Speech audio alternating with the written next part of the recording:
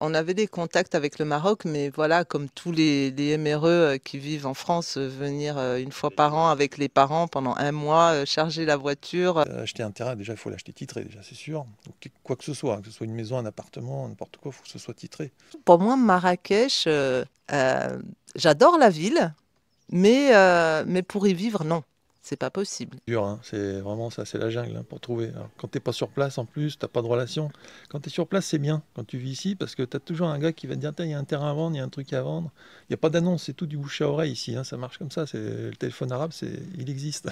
On se croit fort, on se croit, on est des êtres humains, on est l'être le plus intelligent, soi-disant, de la planète. Mais face à une montagne, tu te rends compte que t'es rien. C'est de voir la maltraitance vis-à-vis des employés. C'est affreux.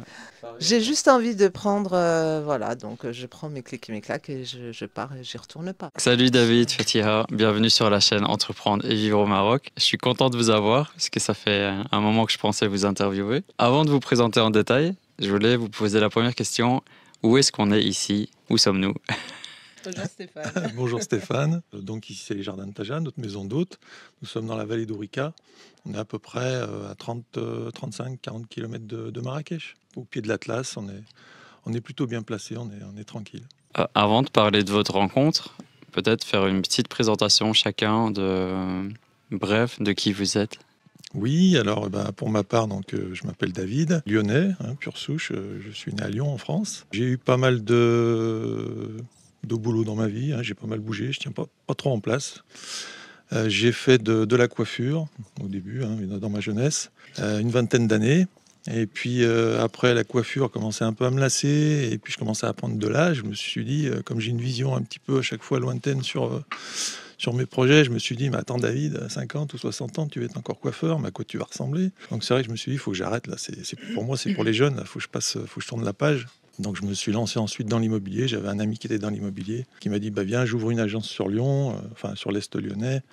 Je dis, bah écoute, pourquoi pas, banco, j'y vais. Et puis je me suis lancé là-dedans sans en connaître vraiment le métier. Et puis je me suis adapté comme d'habitude, et puis j'ai fait mon chemin. Donc j'ai travaillé une quinzaine d'années en tant qu'agent immobilier. Et puis bien sûr, entre-temps, j'ai rencontré ma femme, Fatia. Et puis on a eu pas mal de projets ensemble, on s'entendait bien, on était vraiment sur la même longueur d'onde. Et on s'est dit, bah écoute, ça serait bien qu'on fasse quelque chose, voilà, qu'on évolue ensemble et qu'on fasse autre chose. Donc on s'est lancé dans le projet d'investir au Maroc et de faire une maison d'hôte. Voilà, donc, et on se retrouve aujourd'hui ici depuis maintenant 5 ans. Moi, je suis née au Maroc. Je suis partie en France avec mes parents à l'âge de 3 ans. Quelle région au Maroc? Meknès, Azrou, le Moyen Atlas. Donc on est parti en 1976 en France. J'y suis restée donc 40 ans, quarantaine d'années, pour revenir ici à Marrakech, ville et région que je ne connaissais pas du tout en plus. Voilà, donc j'ai fait ma vie en France, j'ai travaillé en France, j'ai fait mes études en France, j'ai fait 20 ans de social.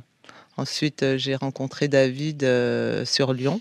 Tu ne m'as pas rencontré dans un hôpital psychiatrique? Non, non, mais parce qu'il y a un grand hôpital psy là où je travaillais. Et voilà, et puis je me suis lancée un petit peu avec lui dans l'immobilier pour pouvoir être libre parce qu'on avait décidé justement de faire un projet. Et quand on travaille dans les bureaux, à les horaires, on ne peut pas faire ce qu'on veut. Donc dans l'immobilier, on s'est lancés tous les deux pour pouvoir venir ensuite régulièrement au Maroc. Quand tu parles pour pouvoir être libre, tu parles d'être libre financièrement? Libre déjà au niveau. En fait, quand on s'est lancé tous les deux, on était indépendants. Donc, on avait la possibilité de s'absenter quand on voulait, travailler à distance. Et puis, même financièrement, c'était quand même plus jouable. Parce que le social, faut dire ce qui est, ça paye pas. Donc, c'est pour ça que j'ai rejoint David dans l'immobilier. Pendant 1 an ou 2, on a travaillé ensemble pour monter notre projet et pouvoir faire les allers-retours ici au Maroc. Et tu dis 40 ans en France, c'est ça? Oui, quand même. Qu'est-ce qui s'est passé pour que tu aies cette idée de revenir dans ton pays d'origine? C'était quoi le processus? Et est-ce que tu as gardé contact avec le Maroc toutes ces années ou pas? Alors oui, on avait des contacts avec le Maroc, mais voilà, comme tous les MRE qui vivent en France, venir une fois par an avec les parents pendant un mois, charger la voiture, passer un mois en famille et repartir. Donc en fait, c'est tout ce que je connaissais un peu du Maroc, juste le petit village où voilà, où je suis née, avec la famille autour.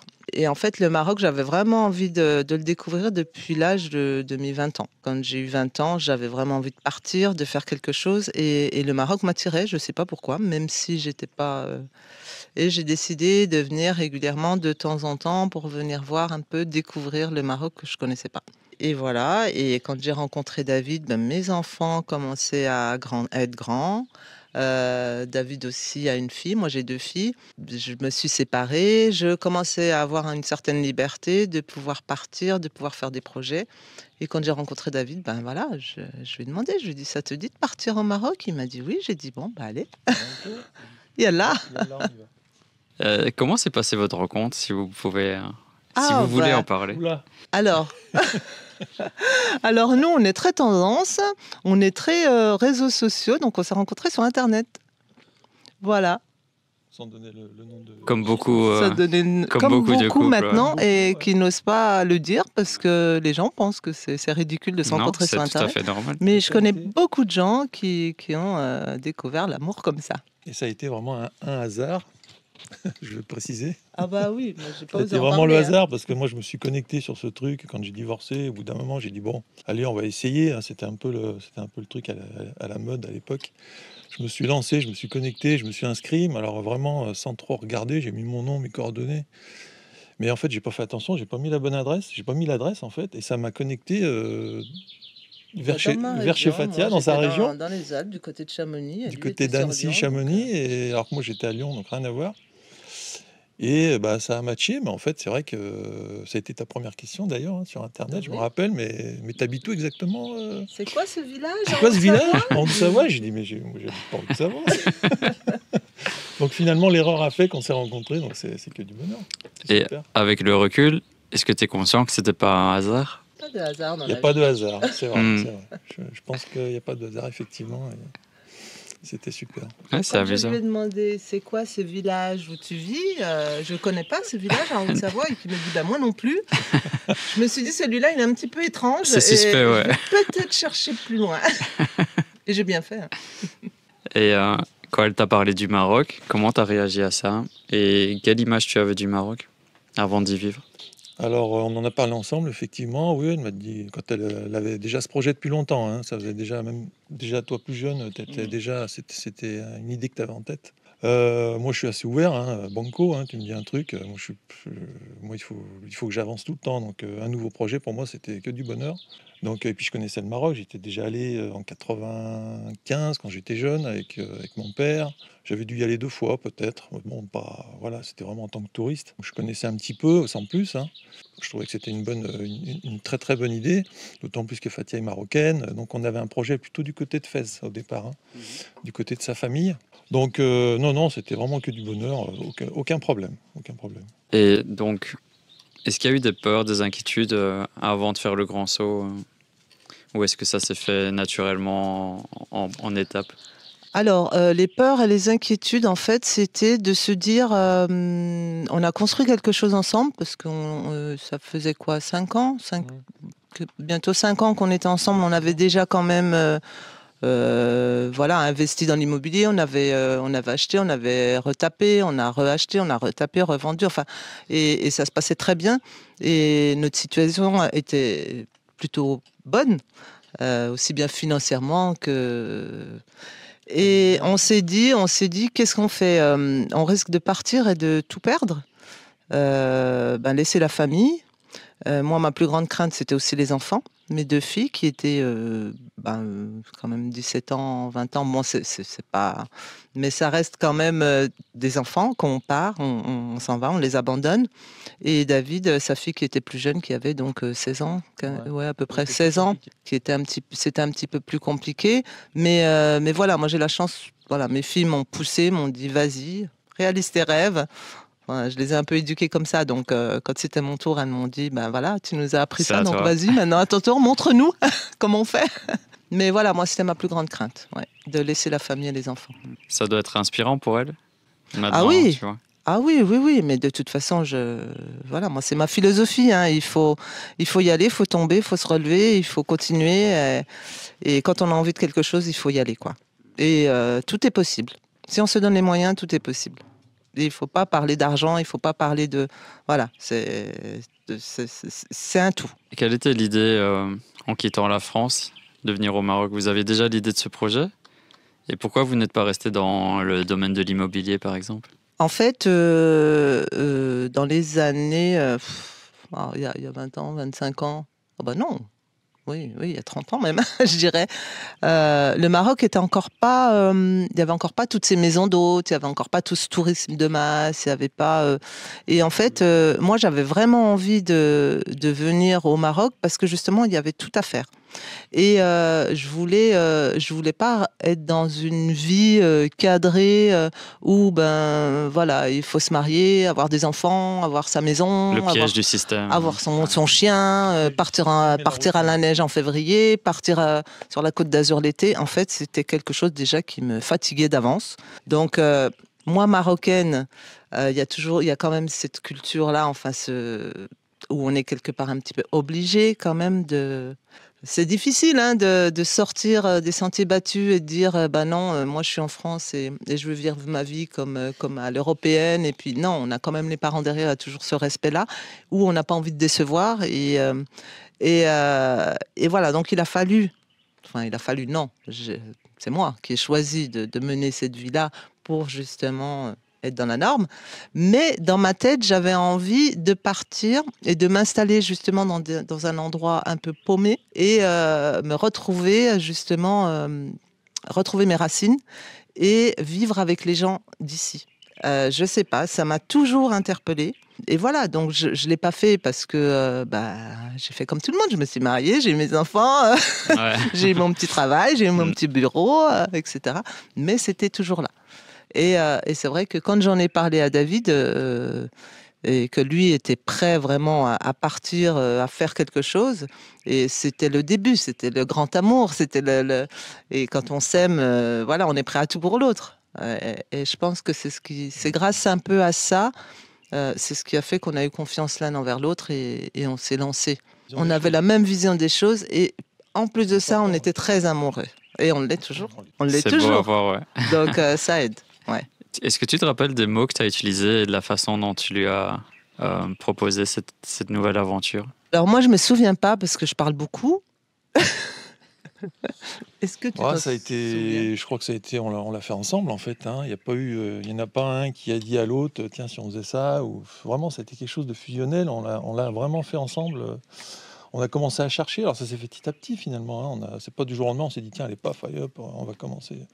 Bon, ça s'est fait petit à petit. On venait au Maroc de temps en temps. Bon, évidemment, on faisait booking, on allait voir un peu les maisons d'hôtes, on regardait ce qui se faisait. Alors moi, je suis très curieux, donc je posais beaucoup de questions. D'ailleurs, ça a énervé Fatia. Et comment ça marche et machin, vous avez combien d'employés? Bon, ça se fait pas trop, mais je le faisais voilà, par curiosité, pour savoir un petit peu où on allait. Et puis voilà, ça s'est fait sur plusieurs années. On n'est pas parti d'une année à l'autre. Voilà. Ça s'est fait sur, je sais pas, peut-être 4 ans, 3-4 ans quand même. Hein. Oui. Donc on venait en vacances de temps en temps, on regardait, on repartait. Alors on était hyper motivés quand on venait, et puis quand on retournait en France, on reprenait un peu notre routine. Donc voilà, après notre projet partait un peu à l'abandon, parce qu'on avait de nos soucis en France, notre métier, voilà, donc on avait nos soucis, notre truc, notre routine. Et puis l'année d'après, on revenait au Maroc, et paf, allez, ça nous relançait, ça nous reboostait, etc., etc. Et puis de fil en aiguille, on a regardé un peu les annonces, et puis d'annonces, on a commencé à visiter des choses, on s'est mis en relation avec un agent immobilier. Donc, bon, c'est pas chose facile parce qu'on est quand même un peu loin. Donc, quand il faut visiter quelque chose, il faut quand même, il faut du temps. Hein. C'est pour ça que d'ailleurs Fatia m'avait rejoint dans l'immobilier, parce que pour avoir un peu plus de disponibilité, pouvoir prendre un jour, 2 jours comme ça, du jour au lendemain, c'était dans son métier, c'était pas possible. Donc voilà, on a visité des choses. On était voilà, faut être curieux, il faut aller voir ce qu'il y a à vendre, ce qu'il y a à louer. D'ailleurs, on était parti plutôt sur de la gérance au départ. Hein. La gérance locative, voilà, la gérance de riad, de choses comme ça. Et puis, on n'était pas trop d'accord sur ce domaine d'ailleurs. Moi, j'étais plus riad, voilà, business. Oui, je pense que voilà, ça, taux de remplissage, c'est du 100%. On va gagner de l'argent et puis on va habiter à côté dans Marrakech et puis terminer quoi. Ah, vous partiez là-dessus à un moment? Enfin, moi, j'étais plutôt dans le truc. Je suis peut-être assez David pragmatique. est plus commercial, on va Plus dire. commercial, plus concret dans le voilà. Si tu veux qu'on fasse du business au Maroc, voilà, il faut taper dans le riad, faire de la location-gérance, comme ça on n'avance pas de fonds.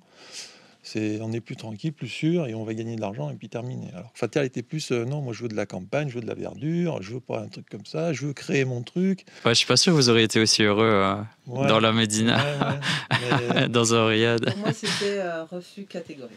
C'était catégorique. elle voulait pas de riad, donc c'était Moi, compliqué. je voulais vivre sur place et justement Voilà, toi, partager. tu voulais vivre, voilà, Ouais. dans, Ouais. dans la nature avec les animaux. Bah, voilà, ce que je veux, moi, c'est allier plaisir et travail. Ouais. Moi, si c'est pour faire du business, on reste en France. Enfin, voilà. Donc, heureusement qu'on se complète là-dessus. Donc de fil en aiguille, on a trouvé notre rêve, quoi. À force de chercher, finalement, on a eu un petit peu le mix des deux, c'est-à-dire la maison d'hôte et puis le business, et puis on s'est retrouvé ici un peu par hasard, hein. Vraiment, vraiment par hasard, parce que notre projet était sur Fès. Donc on a fait un projet sur Fès, on voulait vraiment créer quelque chose. Donc moi j'avais un peu regardé, moi qui suis encore très dans les calculs, je me suis dit Fès ça va être compliqué, il y a moins de business, il y a moins de tourisme, ça va être chaud, quoi. Mais bon, par amour, je l'ai suivi, hein. J'ai dit allez, on va quand même aller voir là-bas ce qui se passe. Donc on a quand même fait pas mal de visites aussi sur Fès, hein, faut dire. Donc là, on cherchait vraiment des terrains pour vraiment faire notre projet de A à Z, quoi. On achète le terrain nu et on fait tout. Donc c'était vraiment, on était parti dans un truc très compliqué. Mais bon, on y allait. Donc on avait trouvé un joli terrain, hein, c'est vrai, on avait trouvé un beau terrain à acheter. Donc on avait signé le compromis, on avait tout fait. Et puis finalement, ça s'est pas fait parce que c'était très compliqué. Nous, notre projet, c'était de faire un crédit. On voulait pas. L'idée, c'était pas d'avancer de l'argent au Maroc. On voulait garder notre argent en France au cas où, quand même, si jamais il y a un souci, qu'on puisse rentrer. Et puis faire un crédit au Maroc. Mais on n'a jamais pu faire un crédit, c'est impossible, hein. Ça, il faut que les gens le sachent. C'est compliqué. Quand tu arrives d'un pays, mais c'est même pas que le Maroc, hein, c'est dans tous les pays, je pense. Quand Ce qui est normal aussi. Bah oui, c'est logique. T'as jamais vécu dans un pays, on va pas te faire un crédit. Enfin, donc même avec tout le bon vouloir des banquiers, on a tout essayé, c'était pas possible. Donc ce compromis est tombé à l'eau, on a perdu un peu d'argent. Mais bon, voilà, ça nous a permis d'avancer et puis d'apprendre un petit peu aussi les étapes d'un achat. Oui, on est tombé de haut là. On est tombé de haut, on a fait des erreurs, on n'aurait pas dû. On a perdu beaucoup aussi. On a perdu de Au l'argent, passage. ouais, parce qu'il a fallu faire des bilans pour avoir un crédit, donc il a fallu payer un comptable, machin, il a fallu verser des acomptes sur le Des plans, compromis, des architectes. passer par des architectes pour le projet, enfin ça a été, voilà quoi. Nos abonnés, ils aiment beaucoup savoir c'est quoi les erreurs, c'est quoi les dangers. Vous pouvez développer un peu? Acheter un terrain, déjà il faut l'acheter titré, déjà c'est sûr. Donc, quoi que ce soit, hein, que ce soit une maison, un appartement, n'importe quoi, il faut que ce soit titré. Sauf si tu vis au Maroc depuis longtemps et que tu as un peu l'habitude, tu peux te permettre d'acheter un truc Melka. Il n'y a pas de souci, tu vis dedans. T'es risqué péril. Ah, t'es risqué péril, mais souvent par connaissance, quand t'es bien implanté au Maroc, après par connaissance, tu sais ce qu'il faut acheter, ce qu'il ne faut pas acheter, même si c'est Melka, il n'y a pas de souci, ça se fait. Mais quand c'est de l'investissement, quand il y a des gros sous, il faut quand même faire attention. Il faut acheter titré, passer par un notaire, se faire un petit peu accompagner, même par un comptable. Et puis surtout, donc pour en revenir au compromis, surtout, c'est comme en France, hein, compromis, il faut verser un acompte si c'est possible. On peut ne pas verser d'acompte, mais pour les propriétaires, enfin les vendeurs, c'est plus rassurant pour eux de verser quand même un acompte. Pour être, voilà. En espèces ou? Alors, non, c'était officiel. C'était un virement depuis la France. C'était chez une notaire à Fès et c'était vraiment bien cadré. C'est la meilleure façon de faire. Oui. Oui. Ouais. Donc, depuis la France, faire un virement, etc. Mais après, le souci, c'est qu'on a accepté que cette somme soit bloquée et qu'en cas de refus de prêt, la somme était perdue. On n'aurait jamais dû accepter un truc pareil. Mais on était tellement persuadés que le crédit allait passer et que notre affaire allait se... oui, parce qu'on avait un bel apport quand même. Donc les banquiers nous ont certifié, nous ont dit voilà, on encourage les MRE à revenir, à investir. Vous avez un apport, vous avez des biens, vous avez des biens en France. Il y a tel et tel programme qui se fait. Plusieurs banques nous ont dit ça, hein. Et on a ouvert des comptes. On a déposé un petit peu. Enfin voilà, on a vraiment tout fait correctement. On a monté des dossiers, on les a déposés. Voilà, tant qu'on n'a pas de biens au Maroc et qu'on n'a rien à hypothéquer au Maroc, voilà, je veux pas non plus faire la mauvaise langue ou quoi, mais c'est très compliqué. C'était très compliqué. Donc, on a eu des refus de prêt, alors normal, que, hein. De toute voilà. façon, c'est même pas le Maroc, c'est tous les pays. Après, c'est Tu veux partout. faire un crédit Mais- en France, si t'es marocain, tu viens faire un crédit en France, ils vont te dire non, c'est pareil. Parce hein. qu'on voulait continuer à travailler en France pendant que le projet se montait ici au Maroc. Mais non, Et faire les travaux, acheter le terrain, faire un crédit et faire les travaux avec nos fonds. Voilà. Donc, après, je parle de ça, c'était il y a 5 ans, il y a 5-6 ans.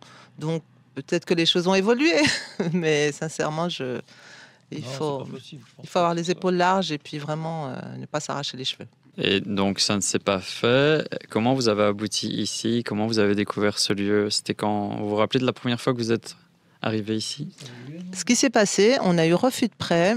On était à Fès, je crois. On a eu la réponse à Fès. On a pris le premier avion pour rentrer. On est rentré, je sais plus, un jeudi soir. Le vendredi, David, il est dans l'immobilier, donc il s'est fouiné. Il a dit, écoute, on va pas rester sur une défaite. On va donc 2 jours après, il me dit, de toute façon, ce sera pas Fès. Si on veut travailler, il faut aller à Marrakech pour être sûr de travailler. 2 jours après, il me dit, j'ai trouvé un truc au sud de Marrakech. Il faut qu'on aille voir. Et je lui dis, moi, Marrakech, il est hors de question, je n'irai jamais vivre à Marrakech. Il me dit, si, il faut y aller. Heureusement qu'il est têtu quand même, hein. Pourquoi tu ne voulais pas vivre à Marrakech? Parce que pour moi, Marrakech, j'adore la ville, mais pour y vivre, non, c'est pas possible. Et Marrakech, pour moi, c'est... À Marrakech, tu ne t'entends pas. Voilà, on ne se détend pas à Marrakech. Voilà, si je voulais de la ville, on serait resté à Lyon-Centre, on serait parti sur Paris vivre. Mais je voulais vraiment pas Marrakech. J'ai pas eu des super souvenirs à Marrakech. Je suis venue 1 ou 2 fois en ville. Bon, ça m'a pas reposé du tout. En fait, c'est très vite oppressant et il y a C'est beaucoup ça. de bruit. C'est ça.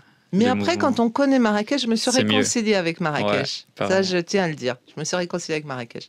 Mais j'y vivrai toujours pas. À l'extérieur, oui, mais pas dedans. Oui, alors du coup, David me dit, écoute, j'ai trouvé une petite annonce, là, on va aller voir. Et 2 jours après, on a pris l'avion, on est venu visiter. Et voilà, on s'est retrouvés là devant la porte. Quand le portail s'est ouvert, On devait rester 2 jours, finalement, on est resté combien on de a temps réservé une nuit. Une nuit. Pour y dormir parce que c'était un gîte à l'époque. Il y avait juste 3 maisons. 3 maisons. C'était des petites maisons Beldi avec cuisine. Donc il y avait 3 maisons, la piscine et puis tout le terrain, quoi, tout le jardin. Les oliviers. Les oliviers, il y avait. Et ça s'appelait comment? Ça s'appelait Tigimi Mazeria. Mazeria, ouais. Donc ça veut dire maison berbère en berbère. Est-ce que vous vous rappelez de ce moment encore? Ah oui. Ouais. Ah oui, on est arrivé, je me souviens encore, on s'est garé. Donc c'est Omar qui est toujours là avec nous qui nous a reçus. Et on a réservé une nuit. Le lendemain matin, on se lève et je dis à David, c'est quand même pas mal. Est-ce qu'on resterait pas une nuit de plus pour Faut tester? réfléchir. Moi, j'ai besoin de me sentir bien dans un endroit. Déjà, dans l'immobilier, quand j'étais avec David, je rentrais dans une maison, elle pouvait être même dégradée ou... des fois, je me sentais bien dans une maison et je voyais que la beauté de la maison. Je ne voyais pas. Et là, je lui dis, je me sens bien. David me dit, moi aussi, je me sens bien. Je lui dis, on va tester encore une nuit et puis on verra demain. Le calme absolu, on était vraiment. Ouais. C'était impossible. En fait, je te Et dis, le silence, ça me faisait mal aux oreilles tellement qu'il n'y avait pas de. voilà. C'était hallucinant. Vraiment, la nuit, on regardait les étoiles, c'était vraiment d'un noir total. On voyait.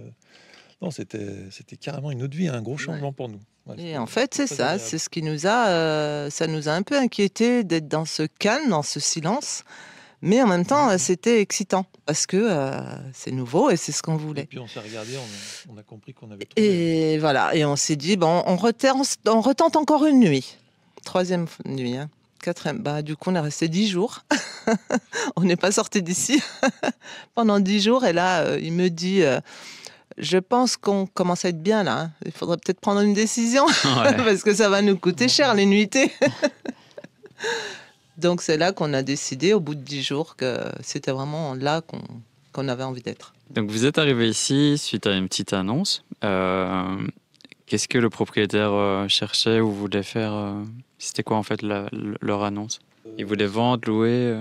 Oui, alors c'était une franco-marocaine, hein, une nana. Alors je lui tire mon chapeau parce que c'était une dame qui était à la retraite, je crois, la retraite, là, à la fin. Oui, elle a les... Soixantaine d'années. Ouais. Donc, il avait passé cette annonce, parce que bon, bah voilà, elle commençait à être un petit peu malade, un peu fatiguée, et puis... c'est 70 ans, quand même. Ouais, et c'est une nana quand même qui avait investi sur ce terrain. On a encore les photos. C'était un terrain nu avec des cailloux. Elle a acheté ça dans les années début 2000, 2001. Donc je lui tire mon chapeau parce que toute seule, investir et puis avoir un projet pareil. Donc elle avait un gros projet. Son mari était architecte, Alain. Donc c'est lui qui avait fait tous les plans. Il y avait un gros projet au départ, hein. C'était vraiment beaucoup de maisons de partout. Et donc elle a fait les choses petit à petit. Elle travaillait en France et petit à petit elle injectait de l'argent ici au Maroc pour faire évoluer les choses. Mais ça a été très long. C'est-à-dire qu'en 2018, nous, quand on a acheté ici, le projet n'était plus du tout ce qu'elle avait prévu au départ. Je crois qu'elle s'était séparée de son ami. Enfin bref, elle a eu pas mal de soucis, des petits soucis de santé. Donc au bout d'un moment, voilà, elle a vendu, elle a passé le cap, quoi. Elle a dit ça y est, c'est fini, je vends et puis je retourne en France ou je vais faire ma vie ailleurs. Donc voilà. Donc vous avez acheté ici. Donc voilà, donc on a acheté, on s'est mis d'accord sur un prix et puis après on est passé chez le notaire, on s'est donné rendez-vous, il n'y avait pas de souci. Justement, je me pose la question pour moi-même dans quelques années, entre démarrer un projet sur un terrain vide ou reprendre un projet qui est déjà existant. Il y a quand même beaucoup d'avantages de partir sur une base qui est déjà présente. Ouais. C'est quoi votre point de vue là-dessus en l'ayant vécu personnellement? Alors il faut terrain nu, ça dépend du projet, mais il faut beaucoup de sous, beaucoup de patience. C'est très très compliqué. Moi je conseille pas d'acheter un terrain nu et puis de faire un projet. Hein. Enfin il y en a qui le font, hein, Bon, franchement. Sauf si tu as 20 ans ou 30 Sauf si, ans. voilà, il faut avoir, enfin même plus, mais je veux dire, je pense Oui. qu'il faut avoir beaucoup d'argent, beaucoup de connaissances, voilà, c'est tout. Hein. Mais c'est faisable, hein, mais voilà, il faut avoir pas mal de connaissances et puis passer un peu les filets pour faire les choses rapidement, sinon c'est trop long. Acheter quelque chose déjà en place, c'est mieux, je pense, hein, mais il faut déjà avoir un bâtiment, des autorisations, il faut déjà acheter le truc avec toutes ces autorisations, il faut qu'il y ait un point d'eau, il faut qu'il y ait de l'électricité, ça facilite déjà les choses. C'est la base. Un puits et de l'électricité. Après, tu peux une petite maison qui est déjà implantée sur le terrain, et après tu peux faire évoluer les choses, avoir des petites autorisations pour des extensions, des machins. C'est plus facile comme ça. Est-ce qu'il y avait déjà cette magnifique piscine? Oui, quand on a acheté, il y avait 3 petites maisons Beldi en terre, qu'elle louait en gîte. Hein. Les gens venaient, c'était des locaux qui venaient. Il n'y avait pas de cuisine, il n'y avait rien. Les gens se faisaient à manger, voilà. Et il y avait la piscine, effectivement, c'était son ex-mari, donc Alain, qui avait fait les plans, donc cette fameuse piscine en forme de flèche qui est très sympa. Très originale. Ouais, elle est sympa. Hein. Et voilà, ouais, il y avait la piscine et les 3 maisons, en fait, et puis le reste, il n'y avait rien. Hein. Toute cette zone-là où on est là, actuellement, là, c'était un terrain de foot, il y avait 2 cages. Et ça a dû probablement peser dans la balance le fait qu'ils ont fait le projet avec des matériaux naturels et en respectant la nature. C'était exactement notre projet. C'est exactement ce qu'on voulait. C'est pour ça qu'on a eu le coup de cœur quand j'ai vu les photos. Moi, je me rappelle, on était en France, quand j'ai vu les vidéos, là, parce qu'elle avait fait une petite vidéo, je crois, oui, je ne sais plus ce qu'il y avait, des photos. Quand j'ai vu son truc, j'ai dit, mais c'est exactement ce qu'on veut faire. C'était un truc de dingue. Les maisons, c'était vraiment en pierre, en terre, c'était vraiment dans notre projet. Donc on est venu assez rapidement. Hein. C'est vrai qu'en 4-5 jours, on était là. Hein. Oh, bah même avant. Hein. Je crois, non, ça a été... ou le lendemain, je sais plus. Lendemain, on a dit on arrive. Non, ça a été vraiment un gros coup de cœur. Ouais. Comment on recherche ce type de lieu, ce type de bien? C'est que tu recherchais sur des sites, comment tu as fait? C'est dur, hein. C'est vraiment ça, c'est la jungle hein, pour trouver. Alors, quand tu n'es pas sur place, en plus, tu n'as pas de relation. Quand tu es sur place, c'est bien, quand tu vis ici, parce que tu as toujours un gars qui va te dire, il y a un terrain à vendre, il y a un truc à vendre. Il n'y a pas d'annonce, c'est tout du bouche à oreille ici, hein. Ça marche comme ça. Le téléphone arabe, il existe, c'est la réalité. Mais quand tu es à l'étranger, quand tu es en France, trouver des annonces, c'est compliqué, parce que c'est pas comme en France, le Bon Coin, seloger.com, c'est tout des trucs carrés, propres, avec des... Non, ça marche pas du tout comme ça. Tu peux tomber sur une annonce par hasard, mais c'est quand même assez compliqué. Hein. Donc il faut une personne de confiance ici, au Maroc, et puis essayer d'avoir des contacts avec un agent immobilier, et puis qui te donne des infos sur des choses qui arrivent. Mais bon, c'est vrai que je pense qu'on a eu quand même de la chance. Hein, parce que oui, on a eu beaucoup de chance. Ça n'a pas été simple. Hein. Ça n'a pas été simple. Hein. À part des riads, dans les annonces, tu as beaucoup de riads à vendre ou en location de gérance. Mais à part ça, ça ne faisait pas rêver. En fait. J'adore vraiment les riads. Et j'adore cette ambiance de riad et de Médina. Pour une nuit. De passer dans les ruelles, de se perdre. J'adore. Ouais. Mais pour y vivre, non, voilà, je voulais pas que... Ouais. C'est juste magnifique. Comment tu t'es sentie dans cette région en tant que Marocaine? Tu as découvert une autre population? Est-ce qu'on est avec des Amazirs ici? Carrément, oui. Carrément, parce que moi je parle le marocain, mais voilà, familier, hein, c'est le Darija. Et encore, hein, je me débrouille, on va dire. Mon père nous parlait français.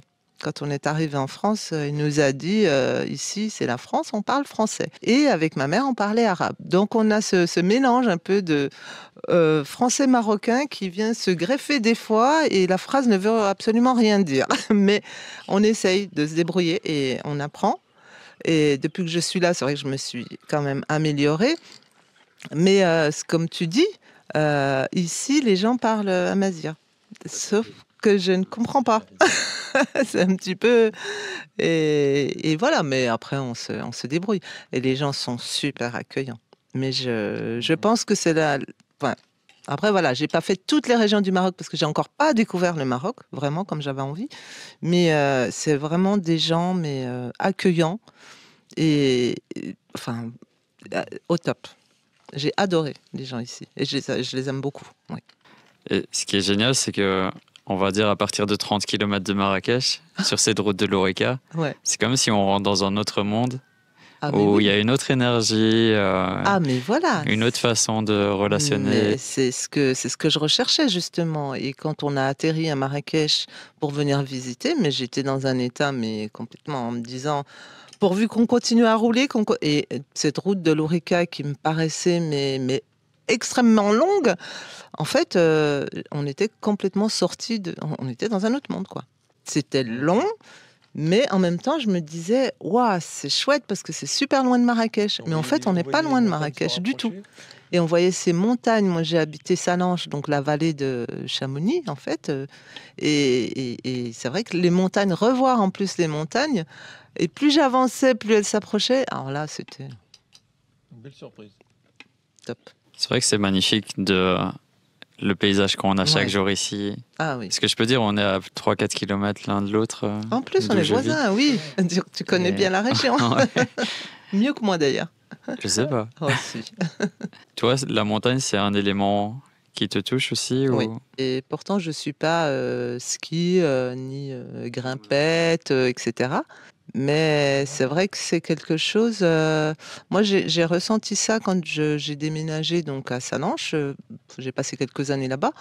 Je pensais pas que la montagne pouvait apporter un ressenti et quelque part, ça nous rappelle quand même qu'on n'est rien. On est, voilà, on se croit fort, on se croit, on est des êtres humains, on est l'être le plus intelligent, soi-disant, de la planète. Mais face à une montagne, tu te rends compte que tu es rien. Et on l'a bien ressenti, voilà. Oui, oui, surtout pour le tremblement de terre. Oui, la nature est beaucoup plus puissante. C'est ça. Ah, mais on dépend, on dépend, surtout là, en ce moment, on dépend vraiment de la nature. Parce que sécheresse, on n'a plus d'eau, on n'a plus de. Et là, D'ailleurs, je sais pas si vous avez vu, le Maroc vient d'annoncer que les hammams vont devoir fermer certains Oui. jours, les oui, stations j'ai entendu ça de sur lavage Bnimellal, aussi. ouais, que ça Mm. fermait 3 jours. Ouais, ouais. Et voilà, donc la nature, encore C'est une fois. maintenant, ouais. Mais c'est le cycle de la vie, hein, c'est la terre qui nous rappelle Ouais. qui on est. Donc vous avez acheté ici. C'était quoi vos plus grands défis de départ?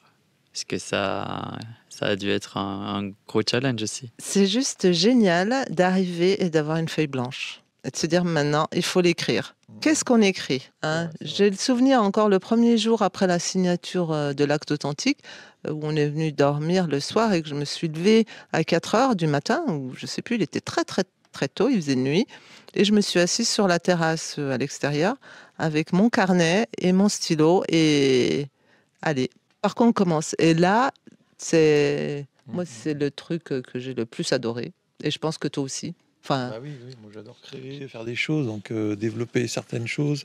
C'est pour ça qu'en France, il y a un moment donné, on commençait à s'ennuyer, parce que dans l'immobilier, bon, à part être l'intermédiaire d'un acheteur et d'un vendeur, au bout d'un moment, bon, ça, même si ça marche bien, on commence à s'ennuyer. Donc après, on a commencé à investir, faire des travaux dans d'autres choses, des appartements, les louer. Donc on aime bien. Hein. et bien sûr, on a investi dans des biens que personne ne voulait. forcément. Mais je Mm. pense que David, surtout, arrive très bien à se projeter dans, dans un bien. Enfin, donc savoir ce qu'il faut en faire. Voilà. Savoir ce qu'il faut en faire. Et ce fameux cahier, votre vision commune, c'était quoi à la base? C'est quoi les premières idées qui vous venaient pour transformer ce lieu? Oui, il fallait le transformer. Enfin, déjà, il fallait réaménager le lieu déjà, parce qu'il y avait des maisons, il y avait déjà de l'existant, qui était un petit peu vétuste, un peu abîmé. Les maisons en terre étaient un petit peu, la terre était un petit peu partie sur les murs, etc. Donc, il a fallu rénover déjà toutes ces maisons, les redécorer. Donc, ça a été la première chose pour pouvoir louer rapidement.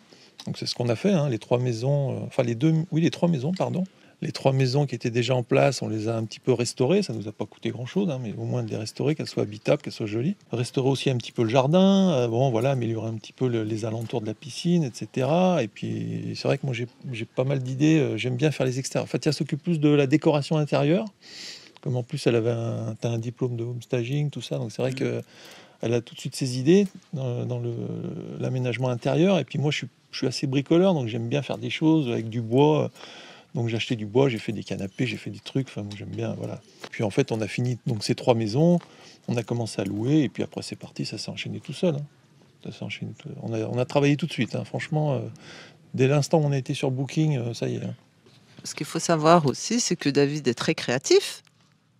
Et c'est un artiste, voilà, à ses heures perdues, mais dommage qu'il ne les exploite pas plus. Mais David aime beaucoup créer. Et en même temps, après, ce qui nous complète un peu quelque part, c'est que David est très commercial. Il calcule.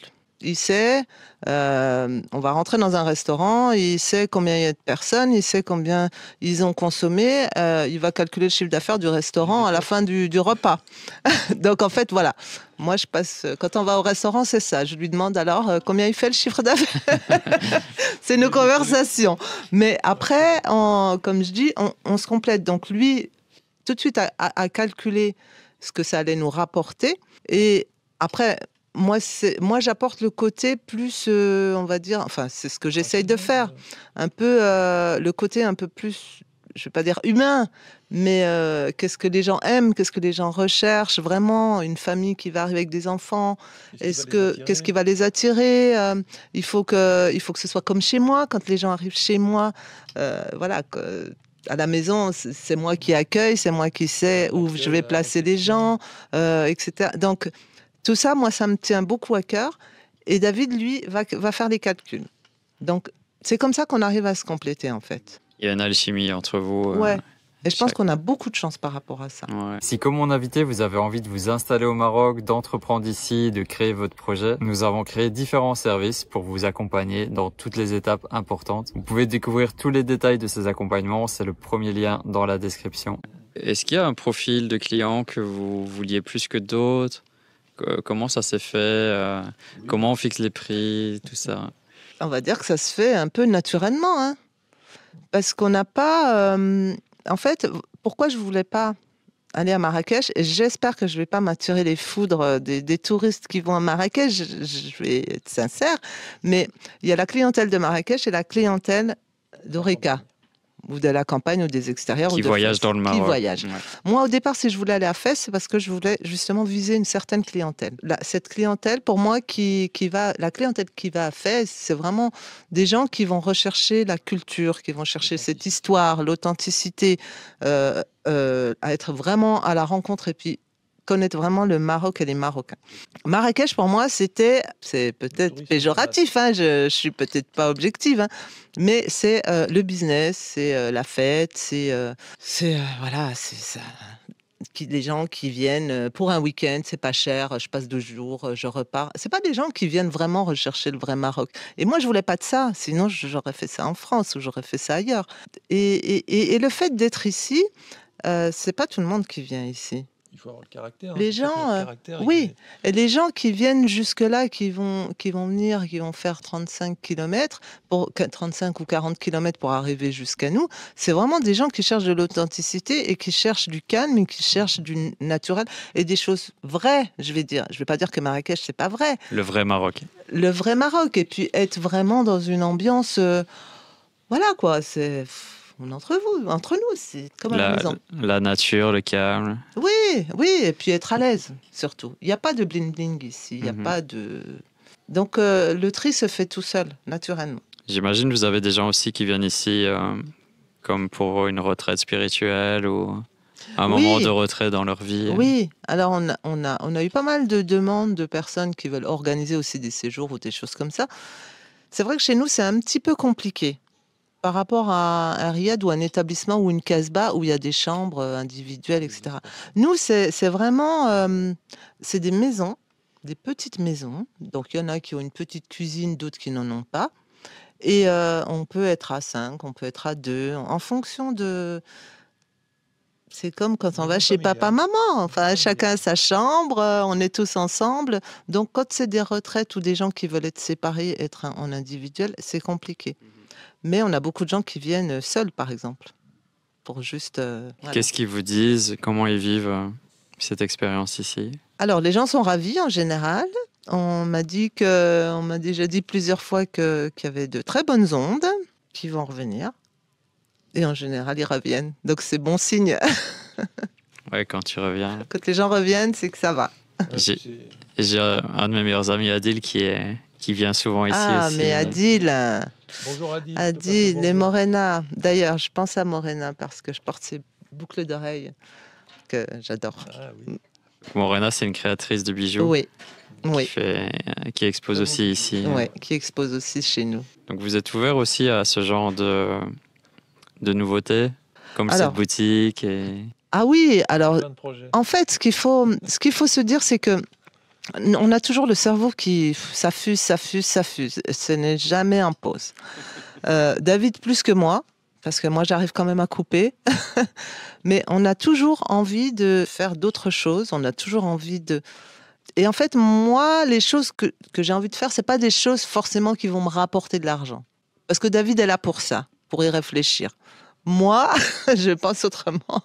Donc David souvent me dit non, parce que là, tu risques justement, ça va être pire. Donc non. Bon, d'accord. Mais moi, j'ai envie de faire des choses comme par exemple exposer voilà, des bijoux d'une créatrice, des choses que moi j'aime. Je ne vais pas, moi, exposer juste pour exposer. C'est des choses qui me tiennent à cœur ou des personnes voilà, qui m'ont touchée ou des personnes vraiment qui vont... on travaille avec un Rachid qui vend des tapis. Voilà, c'est quelqu'un de tellement gentil et tellement honnête et voilà, qui essaye vraiment de... Donc, on a ramené des tapis à lui ici. On travaille avec Saïd, pareil aussi, qui est tellement gentil. Donc, on a ramené des choses ici pour justement essayer de... Pas forcément pour nous gagner de l'argent, non, mais pour les faire travailler. Et justement, voilà, moi, c'est ce qui m'attire. Mais c'est vrai que c'est pour ça que je disais, on se complète. Parce que... Le bon duo. Voilà. Et donc, on va en présenter quelques-uns tout à l'heure. Comment vous avez engagé vos premiers employés? Comment ça s'est fait? Est-ce qu'il y a des anecdotes Non, c'est pas mon domaine, mais disons que en fait, on n'a pas eu à le faire, puisque en fait, quand on a acheté ici, l'ancienne propriétaire avait déjà 2 employés, qui n'étaient pas déclarés, mais je veux dire qui ont vécu là depuis la création de son projet, depuis 2000-2001. On avait donc Omar, qui était là, qui a au départ été dans la maçonnerie, je crois, sur Casablanca. Il était chef de chantier, on va dire. Afida, qui était là aussi pour faire à manger, faire un peu le nettoyage des maisons quand les clients venaient, allaient et venaient. Donc voilà, c'est les deux personnes, les 2 plus anciens qu'on a gardés, qui sont très très sympas. Donc du coup maintenant, Omar, il est plus un petit peu le jardin, mais il est plus au service le matin pour le petit déjeuner et puis l'entretien un petit peu des maisons. Et Afida, donc qui fait à manger, qui fait le petit déjeuner et qui nettoie les chambres. Voilà. Et puis ensuite, les choses se sont faites aussi naturellement. Hein. On a commencé à se développer de plus en plus. On a rajouté des maisons, etc. Et puis donc il nous a fallu du personnel. Donc moi, comme je discute beaucoup dans les villages avec les Marocains, dans les épiceries, etc. Donc j'ai rencontré Ashraf, qui est maintenant notre cuisinier depuis pas mal d'années. Un excellent cuisinier. Excellent cuisinier, ouais. Vraiment sympa. Et puis donc on l'a gardé aussi. Puis voilà. Et puis après on a encore embauché. Alors il y en a qui sont venus, qui sont repartis. Hein, ça peut pas plaire à tout le monde. Mais maintenant on a une bonne équipe. On a Ajiba aussi qui est avec nous, qui aide Afida au ménage. Et puis voilà. Et puis on a qui? On a Yacine aussi qui est venu nous rejoindre il n'y a pas très très longtemps. Donc c'est le fils d'Omar. Bon, il a voulu arrêter l'école. Je crois qu'il doit avoir 18 ans. Et voilà, il nous a rejoints. Hein. 20 ans. Ah oui, pardon, 20 ans. Il a 20 ans. Très, très Donc sympa. vous avez combien de personnel et combien de maisons? Alors, on a donc 5 personnes, hein, c'est ça? Ils sont Oui. 5. Oui. Aujourd'hui, on est 5, donc ils sont tous déclarés. Et on a donc 6 maisons. 6 maisons, donc ça va de la 2 personnes, la maison de 2 personnes. Alors, chaque maison a sa petite terrasse privée. Donc 2 personnes, donc vers la piscine. On a la maison 3 personnes, la maison Louisa. On a la maison, donc on a refait 2 maisons. Donc on a 2 maisons 4 personnes et 2 maisons 5 personnes. Donc ça nous fait 6 maisons. C'est pour ça que des fois les retraites, quand les gens viennent pour des retraites, bon, s'ils sont 6 et puis qu'ils veulent chacun leur maison, bon, forcément la maison à 5 personnes est beaucoup plus chère que la maison de 2 personnes. Et on ne peut pas se permettre de faire un tarif pour une personne sur une maison 5 personnes. Ça nous bloque des maisons, c'est compliqué. Donc il faut que les gens apprennent un peu à vivre ensemble. Et quand ça se passe comme ça, si les gens sont d'accord pour vivre ensemble dans une chambre, dormir ensemble, là c'est super parce que finalement on peut accueillir pas mal de monde, jusqu'à 25 personnes. Et j'ai l'impression que ça se passe super bien avec vos employés. Comment on arrive à ce résultat que chacun a sa place, chacun fait ses tâches? Alors là, c'est plutôt Fatia qui va répondre parce que c'est elle qui gère un petit peu tout ça et qui fait ses petites réunions chaque mois. Comment vous êtes organisé? Ce qu'il faut savoir, c'est que on a 5 personnes qui travaillent ici à temps plein pour 6 maisons. On va dire que c'est énorme d'avoir 5 personnes pour 6 maisons. Les maisons, alors il y a des petites et des grandes. On a les terrasses, on a la piscine, on a la grande tente qu'on a fait il y a pas longtemps, enfin pendant le Covid. Il y a des espaces verts, je ne vais même pas dire verts, puisque maintenant qu'on n'a plus d'eau, c'est plus très vert, mais il y a du jardin, il y a de l'entretien. En fait, on n'est pas dans un riad, on n'est pas dans une maison fermée avec des chambres, on fait le lit, on ferme la porte. Là, il y a toujours des choses à faire. Donc, on a la poussière, on a les tempêtes, non pas de pluie, mais de sable. On a le vent, on a les branches, on a les fleurs, on a tout ça, ça salit énormément. Enfin, ça salit. Ça salit, voilà, c'est la nature. Mais ce que je veux dire, le client, quand il arrive et qu'il veut se poser sur une terrasse, il faut que les tables soient propres. Chaque jour, ça Moi, doit je être suis, nettoyé. je suis assez maniaque à ce niveau-là. Et Hafida et Hajiba me connaissent maintenant. Donc, elles savent très bien comment je suis. Et c'est carré. Donc, il y a beaucoup de travail.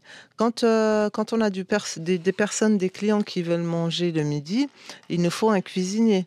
Qui viennent manger le soir, il nous faut aussi un cuisinier. Il faut quelqu'un pour l'aider au service parce que la cuisine n'est pas collée à la salle du petit déjeuner ou à la salle. Donc, il y a des allers-retours à faire. Il faut débarrasser, il faut nettoyer. Donc, en fait, je laisse jamais les gens travailler tout seuls. Au ménage, il y a toujours 2 personnes ensemble. En cuisine, il y a toujours 2 personnes pour pas justement que les employés soient surchargés et qu'ils soient pas dégoûtés, on va dire, de venir travailler ici. Donc, moi, je suis assez stricte, je suis assez sévère, mais je suis droite et je suis juste. Et enfin, je pense, moi, c'est mon avis. Après, c'est ce qu'ils me disent aussi. Le travail, c'est le travail. Après, si le travail est fait, même s'ils n'ont pas fait leurs heures, je leur dis de partir. Allez-y, allez faire ce que vous avez à faire. Vous avez fini votre boulot, allez-y. Il y a Et pas de problème. priorité au travail. Par contre, quand il y a du travail, ils sont là. Et voilà, et je les récompense. Je les récompense comme je peux. Donc, ils sont satisfaits. Et j'espère que ça va continuer. Après, il y a des gens à qui ça n'a pas plu, des employés à qui ça n'a pas plu, parce qu'on a essayé de faire comme ça. Et moi, non. Moi, je suis droite, donc je veux que tout le monde soit aligné. Il n'y en a pas un qui profite sur l'autre. Donc, les employés, quand je les réunis une fois par mois, je leur dis ce qui va, surtout ce qui va, parce que souvent je les félicite, on les félicite, mais quand ça va pas, ils savent que Faut leur dire aussi. je le dis. Et c'est carré, c'est comme ça. Donc Mais chaque mois, vous faites une grande réunion. en général, on fait une réunion à peu près tous les mois pour dire, même par rapport aux chiffres, par rapport à ce qu'on a fait, par rapport à ce qu'on a travaillé, si on a des problèmes, voilà, qu'il faut faire des travaux, qu'il faut aussi, ou alors qu'on a fait un bon mois, donc on se voit et je leur dis, voilà, ce mois-ci, on a fait plus que le mois précédent, etc. Qu'ils sachent un petit peu ce qui se passe. et qui comprennent comment ça fonctionne. Parce que quand l'employé ne sait pas comment ça fonctionne, non, le client ne vient pas tout seul, il s'en va, il me serre la main, je mets l'argent dans ma poche. Non, ça se passe pas comme ça. Il y a un travail avant que le client arrive, il y a un travail pendant et il y a un travail même après, avec la comptabilité, etc. Payer les taxes de séjour, payer ci. Donc tout ça, ils le comprennent et je pense qu'ils sont assez reconnaissants que je sois transparente avec eux par rapport aux chiffres qu'on fait, par rapport aux dépenses, par rapport aux projets qu'on a ensemble. Et souvent, on leur dit, voilà, on a le projet de faire ça. Est-ce que vous pensez que... Donc en fait, je les implique beaucoup dans la vie des jardins de Taja. Ils savent tout ce qui se passe. C'est génial, c'est important, hein. Ah ouais, oui, c'est Mm. important, oui.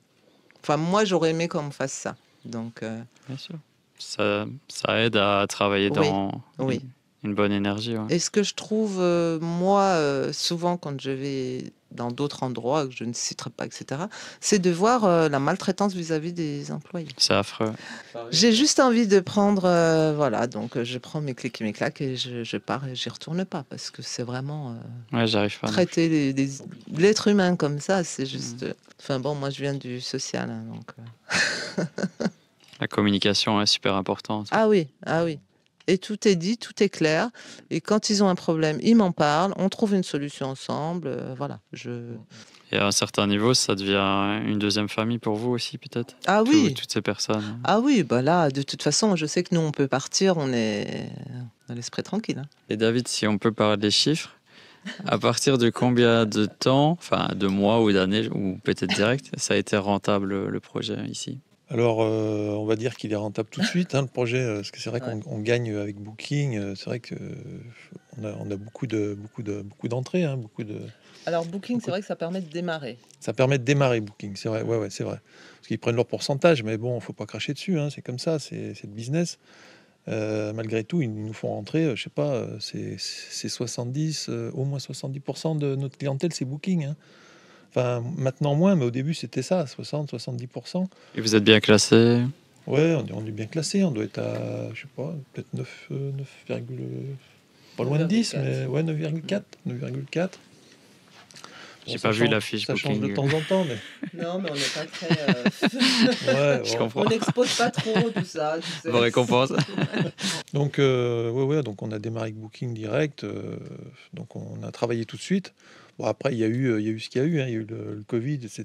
Donc ça nous a tout foutu en l'air, mais bon, c'est la vie, c'est comme ça, hein. On en a profité pour faire d'autres maisons, ça nous a permis de faire d'autres choses. Mais bon, après, vraiment, la rentabilité même, pure et dure, le bien qu'on a acheté, pour l'instant, pour l'instant, on est en négatif, dans le sens où on a fait beaucoup de travaux. Donc, quand je regarde chaque mois les entrées, les sorties, on dépense plus qu'on a rentré, hein. Parce qu'il faut savoir quand même qu'on n'est pas dans un riad ici. Il y a les employés, il y a les jardins, il y a des tas de choses à faire. On a les ânes, on a tout l'entretien. Il y a beaucoup de sorties, ouais. énormément de sorties. Puis on a fait des maisons, on a développé. Il y avait que 3 maisons, donc on ne pouvait pas en vivre. 3 maisons, c'était trop juste. Donc il a fallu développer. Maintenant, on a 6. Mais bon, 6 maisons, ça nous a quand même coûté pas mal d'argent. C'est un investissement aussi. Donc voilà, c'est de l'investissement. Quel conseil vous pourriez donner pour ces étrangers ou ces franco-marocains qui voudraient faire un projet similaire à vous? Donc une sorte de maison d'hôte ou accueillir des personnes. Beaucoup de patience, c'est sûr. Et puis, Beaucoup de patience. Ouais. Et puis pareil, s'y prendre un petit peu à l'avance, hein. C'est-à-dire que le projet, il se fait pas du jour au lendemain. Il faut réfléchir, regarder les annonces, venir dans le pays, connaître déjà sa région, savoir où est-ce qu'on veut s'installer exactement, être sûr. Il faut quand même aussi s'installer dans une région où il y a de l'argent à faire, parce que s'il n'y a pas d'argent, c'est bien beau tout ça, mais au bout d'un moment, on vit pas d'amour et d'eau fraîche, hein. À un moment donné, il faut des sous, hein. Ça te fait rire. Oui. Et les conseils, oui, bah après, il faut être, de la patience, il faut visiter beaucoup de choses. Et puis, c'est surtout aussi, j'aurais resté sur le financier, mais bon, si tu veux investir, acheter un terrain, enfin, faire un peu comme nous, acheter une maison d'hôte un peu à l'extérieur, ou acheter un riad, bon, bah, si c'est pour un achat, il faut quand même des sous. Il faut pas arriver les mains dans les poches et faire comme nous, dire, bah tiens, on va faire un crédit. Non, c'est pas possible. Il faut vendre en France ou avoir de l'argent en France et injecter, injecter ici au Maroc. Pour toi, tu as une idée d'un montant minimum quand on veut investir dans un projet comme ça? Ici, pour démarrer, il faut au moins 300 000 euros, hein. Un petit riad, même si c'est un petit riad à 100, il y a des petits riads à 150, 200 000 euros. Mais il n'y a pas que le riad, il faut quand même vivre au début, le temps de s'installer, il faut quand même, même s'il y a des choses à retaper. Et puis, pareil, un petit riad, s'il n'y a que 2 chambres ou 3 chambres dans le riad, tu vas pas en vivre, ça va être compliqué.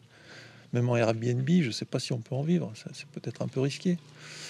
Donc à mon avis, moi je partirais pas en dessous de 250, 300, 350 quand même. Hein. Après, ça dépend du projet, du riad, du nombre de chambres. De toute façon, c'est le nombre de chambres. Il faut au minimum 5 chambres, je pense, pour s'en sortir dans un riad. Entre 5 et 7. 7, c'est bien. 5, c'est juste, mais minimum 5. Et après, investir comme ça. Ou alors, pour ceux qui ont moins d'argent, parce que nous, c'était un peu ça au début, on voulait pas trop injecter au Maroc. L'idée, c'était de faire de la location-gérance. Donc ça, c'est top. Franchement, pour ceux qui n'ont pas trop de moyens et qui veulent vraiment partir, quitter un pays pour aller faire un projet de maison d'hôte. Rappelle-nous ce que c'est. Alors la location-gérance, c'est un contrat de location, hein, comme tu pourrais faire une location pour louer un appartement en France.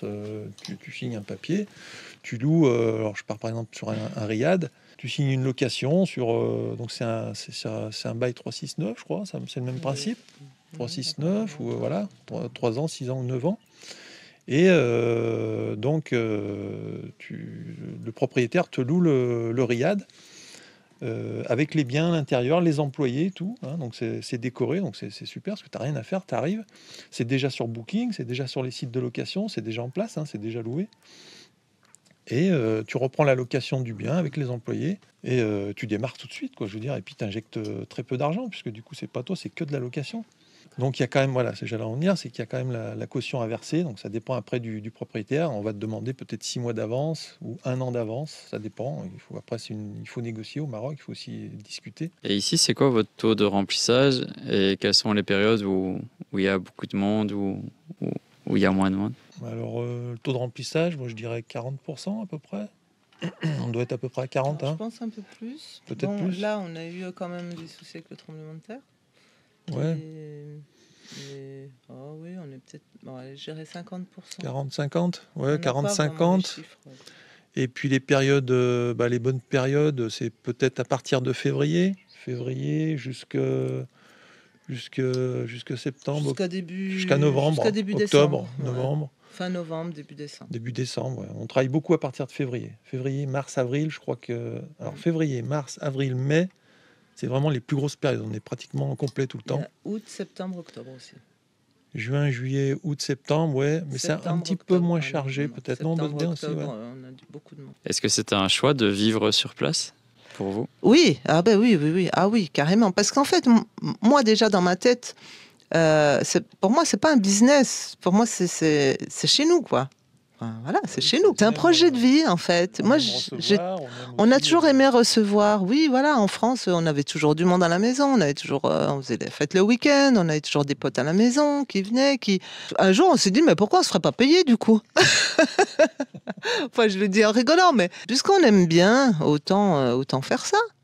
Et c'est comme ça un peu qu'on s'est dit, comme ça. Et le fait de rencontrer des gens tout le temps différents, ça, c'est enrichissant, c'est génial. Vous êtes très bon là-dedans, je trouve. On aime bien, en fait, faire connaissance.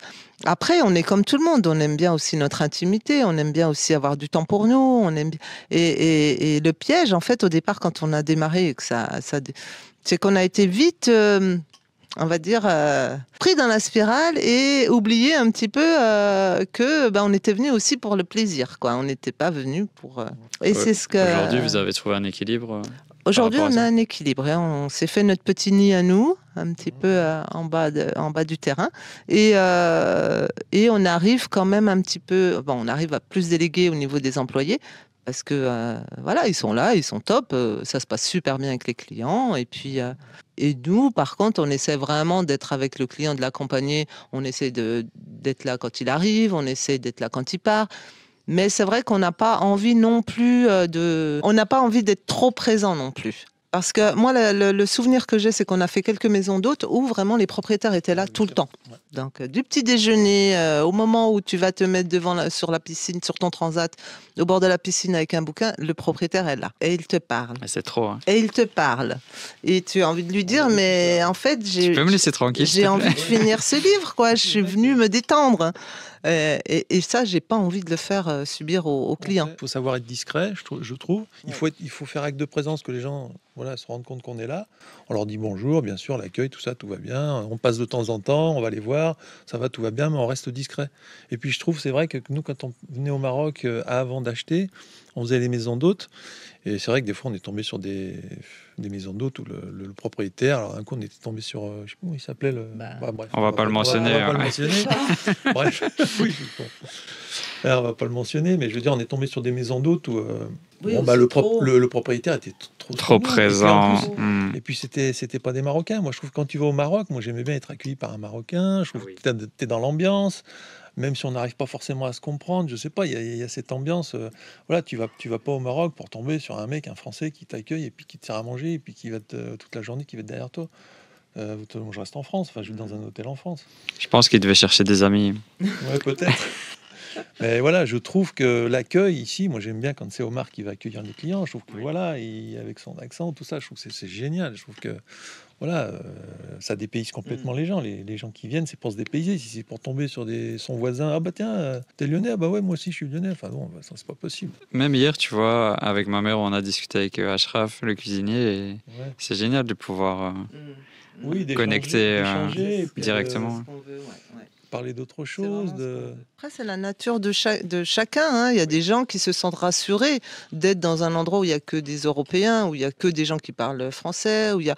Nous a fait un reproche une fois, oui, les propriétaires ne parlent pas anglais. Ben, je suis désolée, on peut... Si, on parle anglais on parle... voilà, il ne faut pas trop nous chercher. Voilà, on n'est pas non plus des trilingues à fond. Donc, on arrive toujours à se comprendre. Et il y a des gens qui ont besoin, qui sont rassurés de venir au Maroc ou ailleurs ou dans d'autres pays et de retrouver les leurs, qui parlent la même langue, qui ont les mêmes habitudes. Mais nous, non, c'est pas du tout. Et c'est vrai que même quand on sort, le peu qu'on sort, parce que c'est vrai qu'on sort pas beaucoup depuis qu'on on a fait pas mal on évite les endroits où il y a beaucoup d'Européens. On essaie vraiment de retrouver, parce qu'il y a des petits restos sympas, il y a des petits boui-boui où on mange super bien, où les gens, même s'ils parlent pas français, bon, moi ça va, j'arrive à... Mais David est toujours en pleine conversation avec eux, même s'ils ne se comprennent pas. Et en fait, c'est ça le plaisir. Il y a une chaleur humaine. Mais oui, et les gens sont tellement contents quand on leur parle et qu'on leur pose des questions et qu'on leur dit que c'est bien ce qu'ils font, que c'est top. Et tu sais, c'est un peu comme les gens qui s'installent au Maroc. Certains veulent rester qu'avec l'entourage français. Oui. Mais pas qu'au Maroc, hein, il y a beaucoup. Oui. Après, moi, je vois aussi le côté, les Marocains qui vivent aussi en France. Souvent se retrouvent qu'entre Marocains. Alors je sais pas, est-ce que c'est la société qui fait ça? Est-ce que c'est des conditionnements sûrement. Je sais pas, j'ai pas trop réfléchi là-dessus, mais après c'est vrai que nous on le fait aussi, hein, mais bon. Vous, je crois souvent, David, quand je fais mes courses aussi ici au village. Vous avez choisi l'inverse, c'est de vraiment vous fondre dans la campagne, dans le Maroc rural. David, il a un gros sens, une facilité d'adaptation, mais incroyable. Plus que moi, d'ailleurs. Moi, je suis moins à l'extérieur. Je suis plus ici, gérer un petit peu les employés, tout ce qui est paperasse, etc. Et David, lui, est plus dans les courses. Il va discuter avec les artisans, il va faire réparer ça, tel ou tel. Et lui est plus en contact avec eux. Donc, il a cette... je suis épatée. Je suis épatée parce qu'il arrive à échanger avec quelqu'un qui ne parle pas un mot de français et lui ne parle pas un mot d'arabe, mais ils se comprennent. Je l'ai déjà appelé au téléphone au bout d'1 heure ou 2 heures en lui disant « Mais t'es où » Il me dit « Je bois le thé avec le voisin ». Mais je lui dis « Mais vous parlez de quoi ?» Il me dit « On boit le thé ». Après, moi, j'ai ce côté où... moi, j'aime le Maroc, j'aime les Marocains, enfin, j'aime les êtres humains en général, mais... Je veux dire, le Maroc, moi, il y a juste une chose, moi, sur laquelle je suis un peu freinée, c'est par rapport à la condition de la femme. Je vais au village, c'est pas un problème, hein, je vais m'installer au café, etc. Mais j'ai toujours ce côté un petit peu où je me dis, pourquoi je suis en terrasse d'un café dans un village et il n'y a que des hommes? J'y vais, hein, moi. Et en fait, c'est ce qui me dérange encore maintenant ici au Maroc. Et quand tu le fais, est-ce que tu sens les regards que c'est mal perçu ou... Moi, non, parce que même si je suis marocaine, les gens savent que je viens de France. Donc, je suis pas mal vue. Et je trouve qu'ici, c'est une région où les gens sont assez ouverts par rapport à d'autres régions. Je sais pas, je pense que sur Fès, etc., c'est peut-être un petit peu plus compliqué. Il y a, où j'ai entendu dans le nord de la France, c'est les femmes, que tu sois marocaine ou étrangère, tu seras toujours mal vue si tu suis pas. Voilà. Ici, non, je trouve qu'ici, les gens sont assez cool. Mais quand je vais ailleurs, c'est vrai que je suis un peu mal à l'aise. Et ça me dérange. C'est assez difficile à expliquer, mais voilà, je suis pas. Ouais, ça se comprend, hein.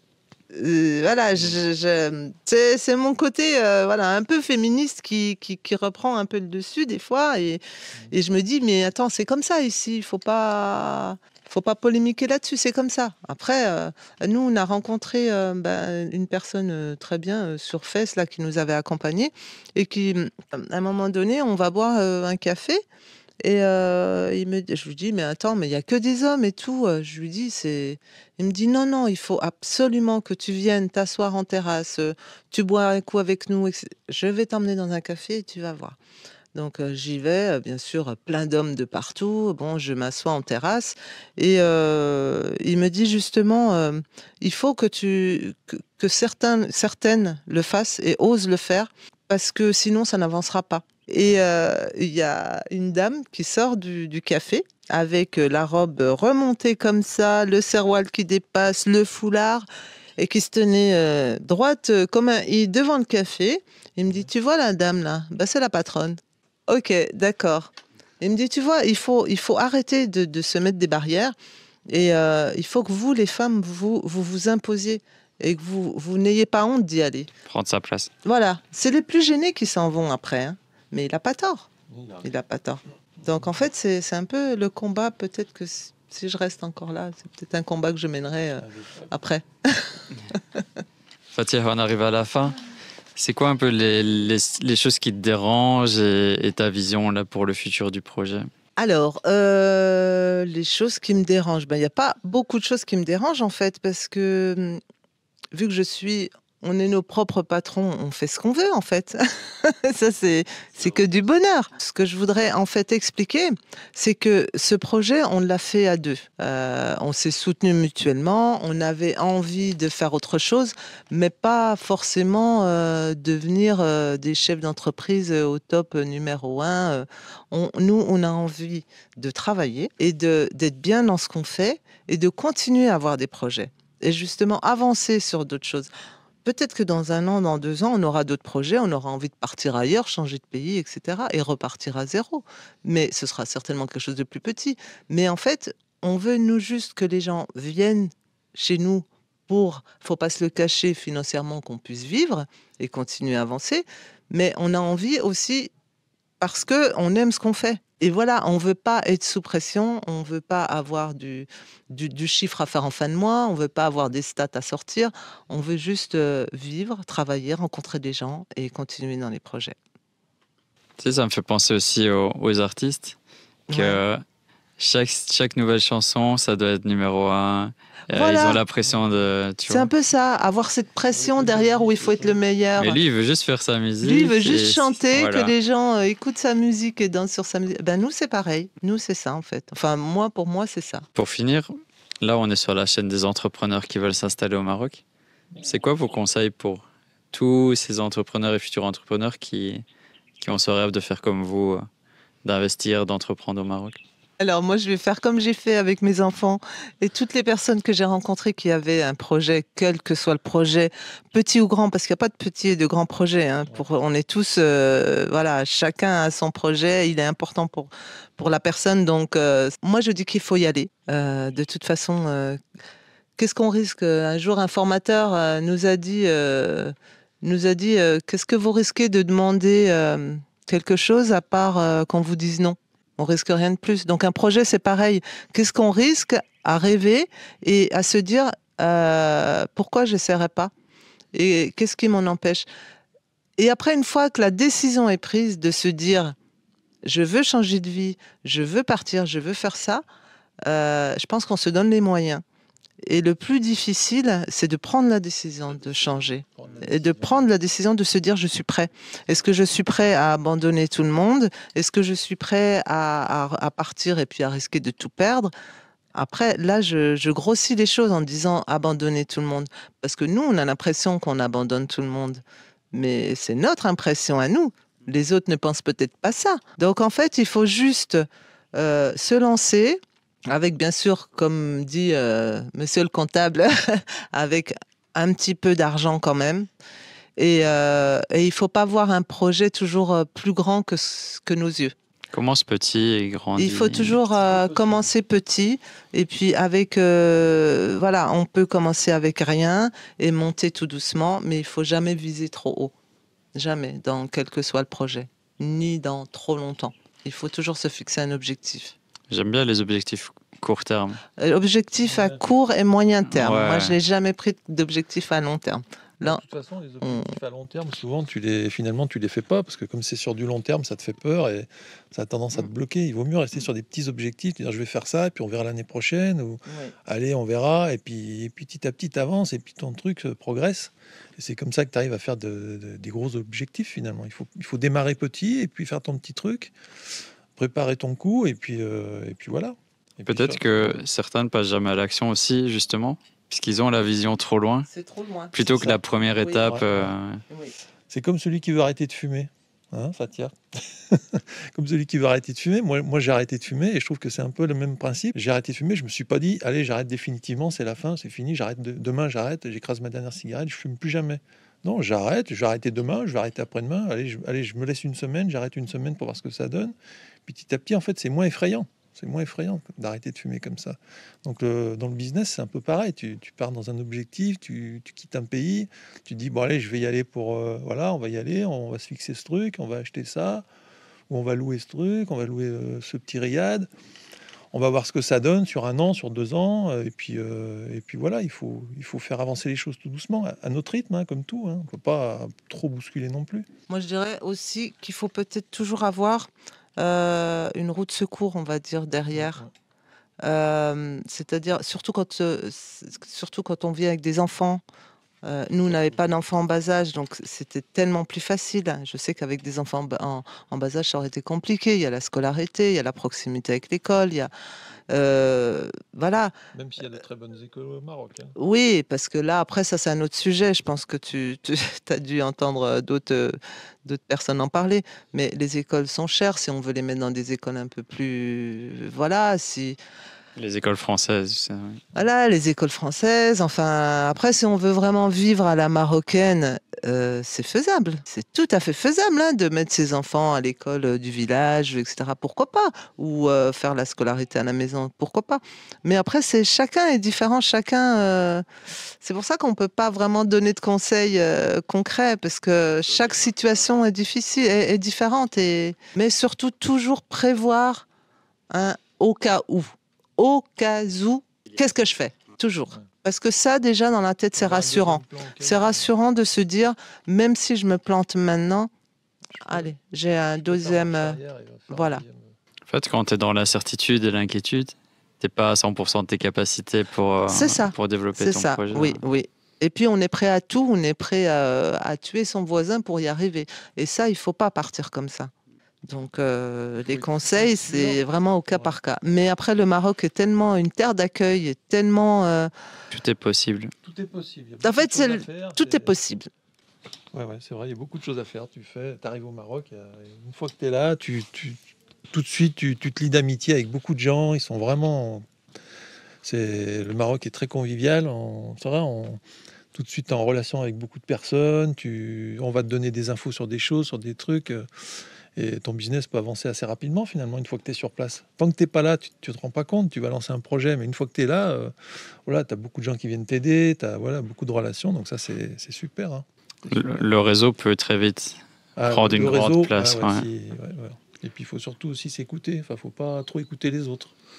Je trouve que quand tu te lances dans un projet, moi, souvent, on m'a dit, fais pas ça, tu te rends compte Il faut écouter, il faut regarder, il faut échanger, il faut parler. Et après, on prend tout ça, on mélange.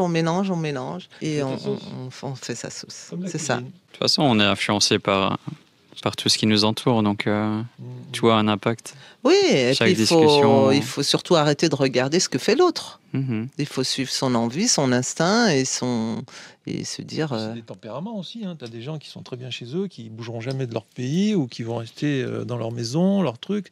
Après, c'est des tempéraments. Hein. Le principal dans la vie, moi, je trouve que c'est d'être bien dans sa vie, de bien dans sa peau. Donc, si tu es bien chez toi, avec un métier que tu vas garder toute ta vie, dans une routine, c'est parce que tu es comme ça. Je veux dire, si tu es bien, tu es bien. Moi, franchement, c'est super. Hein, bravo pour ceux qui restent comme ça dans un métier toute leur vie. Et puis, il y en a d'autres qui ont la bougeotte. Chaque individu est différent. Donc, il faut l'accepter. Et puis voilà. Merci à vous pour ce moment. Merci Stéphane. Merci Stéphane. On va découvrir quelques-uns de vos employés, c'est ça? Ouais. Oui. Juste avant, comment est-ce qu'on fait pour vous contacter? Tu as parlé de Booking, mais vous avez un site internet aussi. C'est quoi que vous préférez, vous? Alors nous, évidemment, on préfère que les gens passent en direct sur notre site. Hein, donc c'est www.lesjardinstaja.com. Donc il y a un site où là, on peut... En plus, maintenant, on a un nouveau site qui est vraiment super. On peut réserver via le site. Hein, il y a tout le planning avec toutes les maisons qui sont libres et occupées. Donc tu choisis tes dates. Tu peux payer via le site aussi, hein, par carte ou par PayPal aussi, il me semble. Hein. On commence à être Le sérieux, site, le site fonctionne très très bien, donc c'est super. Je vais mettre le site dans la description. Instagram aussi. Oui, tu peux. Mhm. Ouais. Instagram, donc oui, effectivement, on a Instagram, il y a Booking, Expedia, et puis voilà. Toute l'équipe des Jardins de Taja réunie. Donc David, qu'on connaît déjà, Omar, qui est avec nous depuis le début et qui était même là avant. Il est homme à tout faire. Il fait tout. Ashraf, notre cuisinier, réceptionniste, il fait tout aussi. Ce qu'il y a de bien ici, c'est qu'ils font tout. Hafeda, qui s'occupe des petits déjeuners et du ménage, de la propreté du lieu, c'est très important pour moi, ça, et qui est aussi avec nous depuis le début. Et Hajiba qui nous a rejoints il n'y a pas très longtemps et qui ramène de la gaieté, de la joie de vivre, qui est très spontanée et que tout le monde adore. Donc voilà, donc toute l'équipe est là. Il nous manque juste Yacine qui est malade aujourd'hui et qui s'occupe du jardin. Mais voilà, on voulait surtout dire merci à tous parce que sans eux, on n'est rien. Donc ce ne serait pas les Jardins de Taja. Donc tout le monde les connaît. Moi aussi, je te veux remercier vous les deux. M. David et Mme Fatia. Franchement, on ne voit pas, c'est des propriétaires, c'est comme ma grande sœur et mon père. Alors, franchement, on a une bonne équipe. Et M. Omar aussi, c'est le premier qui a le droit pour nous aussi. Et Hafeda aussi. Et je te remercie beaucoup, c'est Hajiba, c'est toujours qui donne un sourire, un courage pour nous ici. Et c'est comme a dit Fatia, les Jardins de Taja, c'est pas juste moi, Hafeda, tous, on a tout en famille. Ouais, ça. Merci. Donc en tout cas, merci à tous. Merci. Merci. J'espère que vous avez apprécié ce nouvel entretien d'Entreprendre et Vivre au Maroc. Si vous avez vous aussi ce rêve de vous installer au Maroc, j'ai créé une mini formation gratuite pour vous accompagner sur ce chemin. Donc c'est une formation par email. Vous allez recevoir un conseil pratique chaque jour durant 7 jours. Pour accéder à cette mini formation et recevoir votre premier conseil maintenant, vous trouverez le lien dans la description de la vidéo.